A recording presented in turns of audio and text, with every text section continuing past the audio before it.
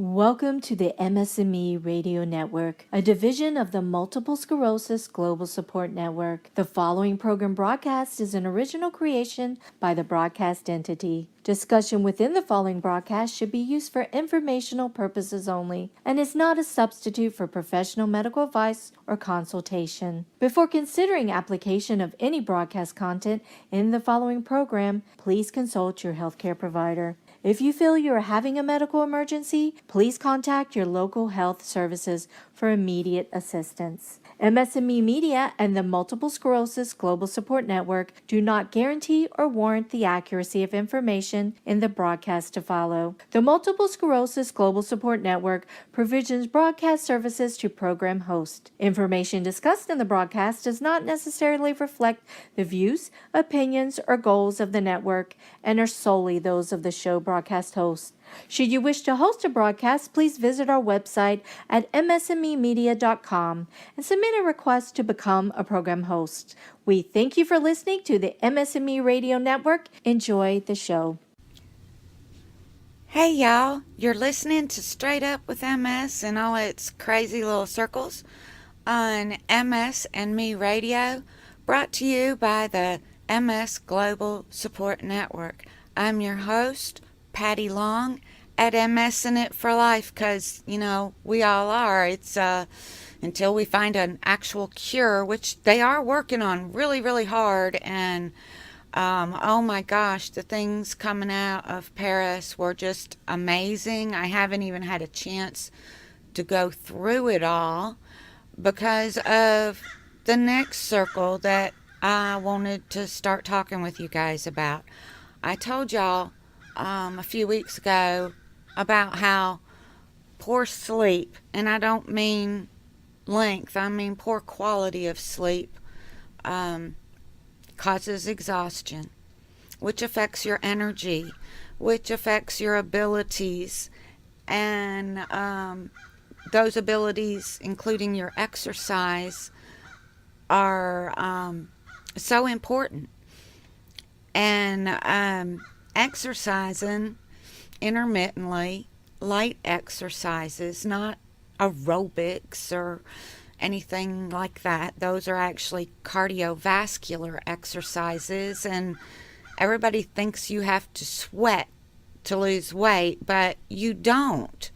You actually lose weight by not increasing your heart rate that much like you would for an aerobic type exercise, but by doing more controlled, slower movements and not raising that heart rate up real high. But we'll get into that later. But right now, I do want to talk about other things that come into play with exhaustion. And the main one of these for today is depression. We all hear about, depression being the lack of desire to do things that you would normally do. And we've all heard that depression comes in different forms. There's the lack of energy and a lack of wanting to do things that you normally would want to do. There's sadness, and people often think of sadness, and but it's also anxiety and anger, and all of this can really play havoc on your life, your relationships, especially when others don't believe in depression. And let me tell you,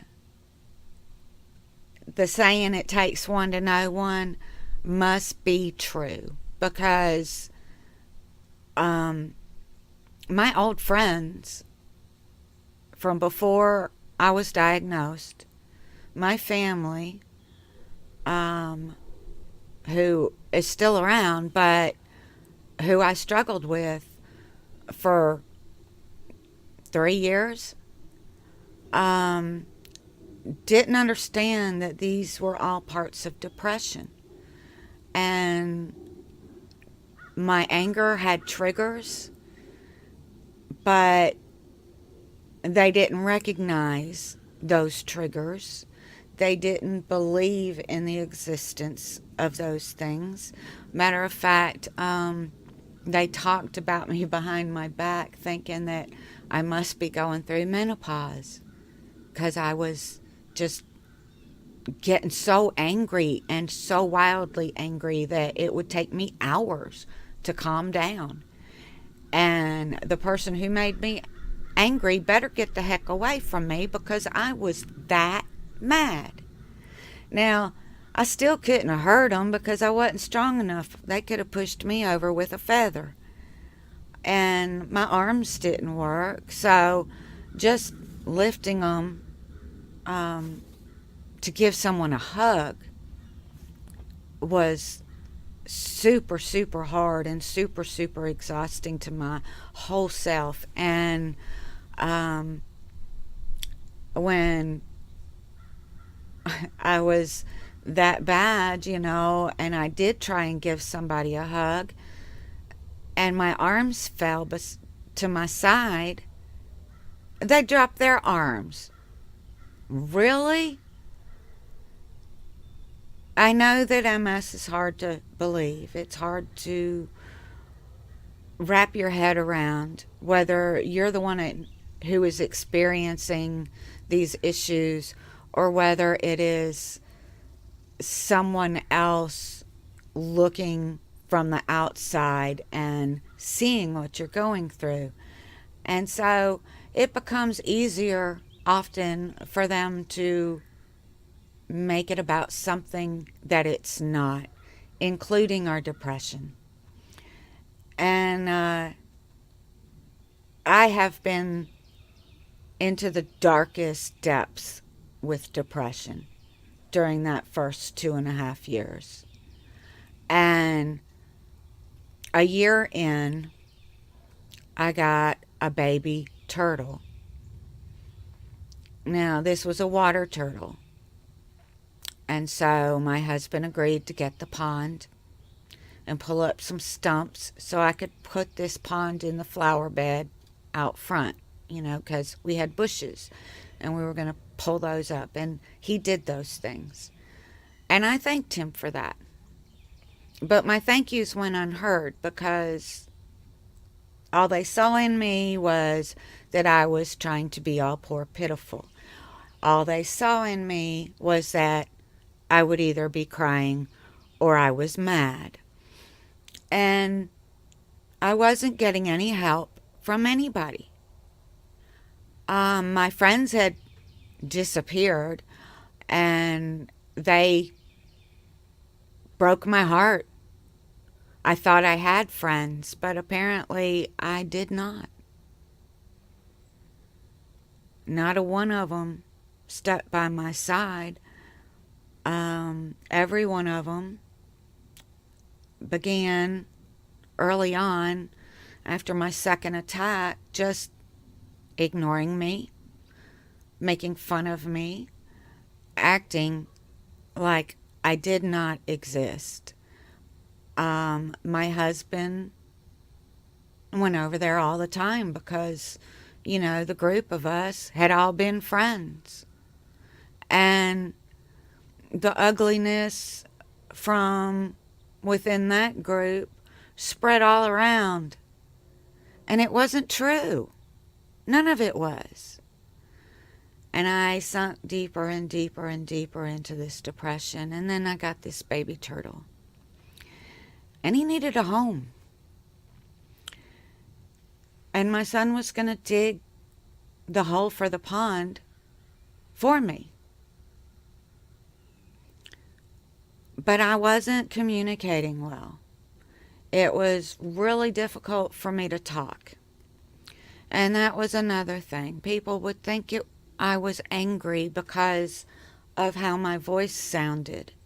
And I was literally spitting out one word at a time because that's all I could do. And it was difficult for me to say anything, especially if I had started to get upset.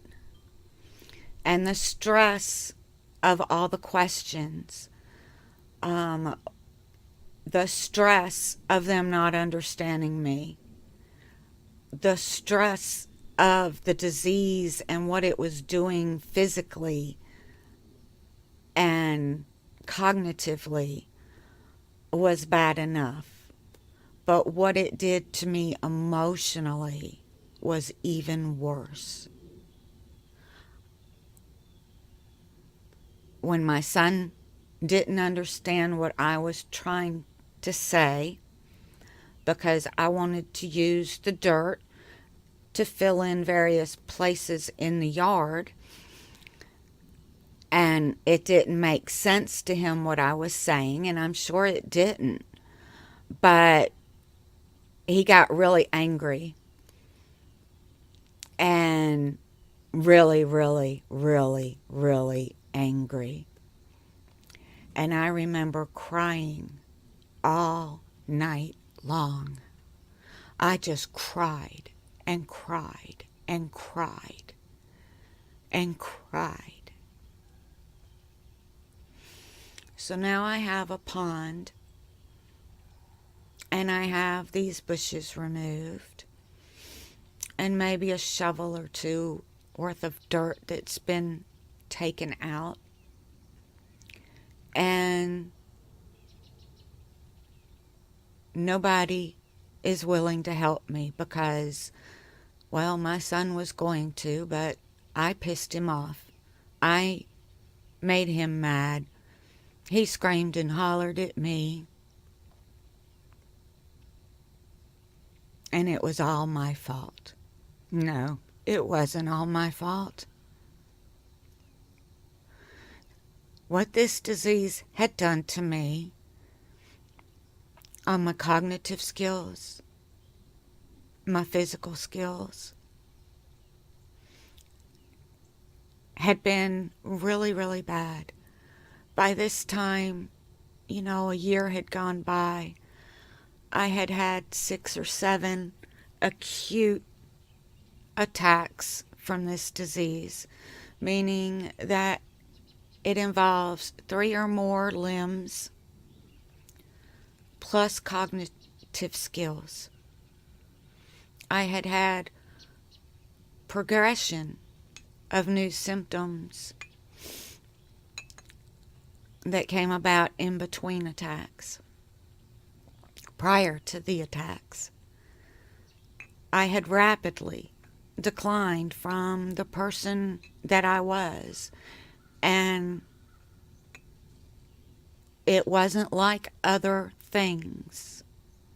It was not something that you take your medicine and you get all better. And so I might have a month of recovery from the relapse, if you could even call it that, before my next one hit me. Maybe a month. And so I'd go a little tiny baby step forwards and then I'd be way backwards. And I wasn't getting better. And the emotional stuff was just so bad. Depression is the biggest monster that you can sink into. Whether you are finding it started by sadness, like mine was, or started by anxiety or anger. And, we get sick and tired of being sick and tired. I'm there right now. I am so sick and tired of being sick and tired. And it's a struggle. It's a daily struggle. But this baby turtle still needed a home. Now, I wasn't strong enough to lift a shovel, let alone stand up with one. So I sat there on the ground and I used the claw end of a hammer, held really close to the claw part, and scraped at the red clay, and scraped and scraped and scraped, and scooped it into little pots, 4-inch, 6-inch plastic, pots that your flowers would have come in when you bought them. I had a big collection of them, so I'd fill up these little containers. And I spent every single day out there digging. It was summertime. If it rained, it rained. And I dug anyways. And I kept digging. And I kept digging. My baby turtle needing a home so that he could live. That gave me purpose. And having a purpose helped me to feel a little better emotionally. So I'd sit outside and I'd scrape dirt. And then I'd get tired and I'd just sit in the hole. And then when I wasn't so tired, I would scrape dirt.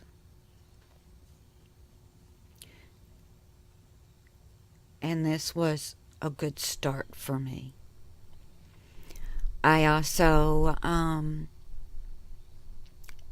probably 3 or 4 months later, started going to see a psychiatrist and a therapist. And there went my phone. I just dropped it. But anyways, I went to see a psychiatrist who wrote in his little book that the patient doesn't take responsibility for her emotions, and put me on drugs for anger and for depression. There were 2 different ones, and he kept playing with the doses, and I didn't get any better. I'd get better for maybe a day or 2, and then I'd be right back. I mean, they weren't working for me. And I had told him that I thought the whole thing was started as a side effect to a medication. But again, he wrote in his little book that I didn't take responsibility. Now, where I was really helped was by the counselor that I was seeing, the therapist. She told me to keep a journal and to write down everything I was sad about or everything I was angry about, which I was more angry by this time than I was sad. And that was how I was digging that hole all summer long. And that is how I finally got the pond dug. And I was building things with the little rocks that I found. I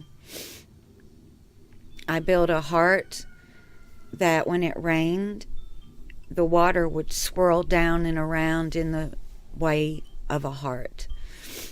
And that was my heart bleeding. And I had done all of this little piece by little piece in about 4 months.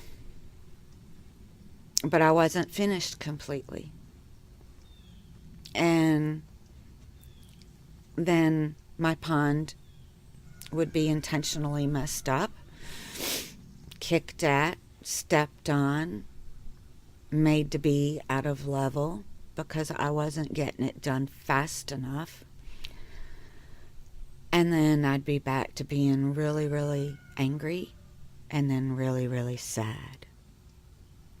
And I would cry and cry. And this therapist that I was talking with, she wasn't going to say I was in the right or I was in the wrong. That wasn't her place. What she did was give me tools of things to say when somebody was saying something ugly to me. And I had a board that was a dry erase board hanging by the door. And I tried to keep up with what day of the week it was, what the date was, when I had to go back to the doctor was on there, and things like that. But I also tried to write down something inspirational. And if I was too angry or upset, then I would write about that on my board. And, the ignorance is something that is still ongoing for me to have to deal with. And it can either make me really mad, or I can use a comeback, kind of like what I did with my daughter. When she was itty bitty, I say itty bitty, but I consider it itty bitty. When she started school, she would come home from school crying, and she was upset because of the things that people were saying to her or about her. And so we started playing a game, a name calling game. And she would call me a name, and I would have a comeback, and I would call her a name. Now, this did not happen overnight, but through making this a game and telling her that these kids aren't trying to be mean, they just don't know any better, and they're trying to make friends, and they don't know how. And I didn't baby her and say, "Oh, you poor thing," because then she would have been a victim her entire life, and I did not want that for her. So instead, we played this game, and she got very, very good at it. I mean, extremely good at it. So it definitely worked, and she was never a victim, and she still isn't a victim. And I believe it's because of this name calling game that we played. And when I went to therapy, it kind of reminded me of that. And how when somebody says something extremely ignorant to me, that I can have a better comeback than one of anger. And it's just coming up with that better comeback to what's been said. So like when I was told I was nothing but a drunk, I would say, "I'm a natural. I don't need alcohol." And walk away. And that was my comeback for what they said. And I walked away. So I learned with therapy not only things that I could say back, but also to walk away. It was discovered later on, much later on, that yes, the whole thing started with the medication. But I still struggle with sadness. And I have much better control, but I still struggle with sadness. And people just don't get it. They think you should snap out of it. But how do you snap out of it? You really can't snap out of it. Sadness is there, And sometimes I'm still not sure why I'm sad. But it's there. Now, my husband thinks that, again, this time it's caused by a new medication. I don't know, but I have started a new medication, and we will see, because if my sadness starts to flip-flop or get uncontrollable, then yeah, I would say that's the medication, and that's kind of how I know that it's medication. But I highly suggest therapy. I also highly suggest exercising. Exercise, again, it releases some kind of endorphins, and I forget their names. But these endorphins help us to feel better emotionally. And so I highly suggest exercise. Now we're exhausted. We're not sleeping well. We're depressed. And I'm telling you to exercise? Oh my gosh. So the thing I suggest is you buy a set of these very inexpensive floor pedals. You set the tension to 0. You pick your feet up and you put them on them. You sit in your favorite chair and you pedal. Just slowly, and watch your knees go straight up and straight down, straight up and straight down. And only think about those pedals going straight up and straight down. And when you get tired, stop. But still sit there, watch TV or whatever, and then pedal some more. Eventually, you'll find yourself pedaling all the time, every time you sit in that chair. It's awesome. And it's beside awesome. I mean, just the pedaling itself does so much for you. And I see my time is running out, so this is a subject that we'll talk more about later. But for now, I've got to go. Again, my name, Patty Long, and you can reach me at MSENIT, the number 4, LIFE. And thank you guys so much for listening, because without y'all, I wouldn't be here.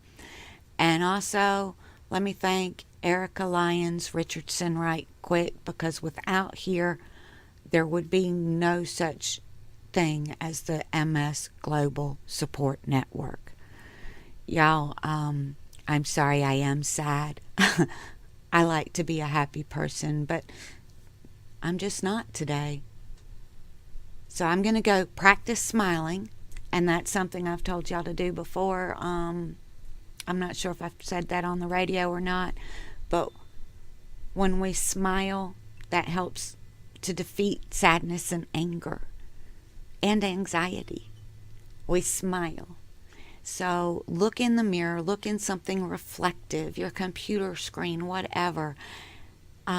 If you don't have a person to smile at, and smile really big at yourself, and that will help, because it will eventually, you do it long enough and hard enough, you're going to laugh at yourself for your silly faces that you're making. So it's a help, it's a start. And we need to find that start each and every day, and then we need to hang on to it. So keep pedaling, keep smiling, love yourself. You know, most importantly, love every bit of yourself. Don't go down a road of hatred. Thank you again for listening. I love you guys. Get in touch anytime you need me. Thanks. Bye-bye.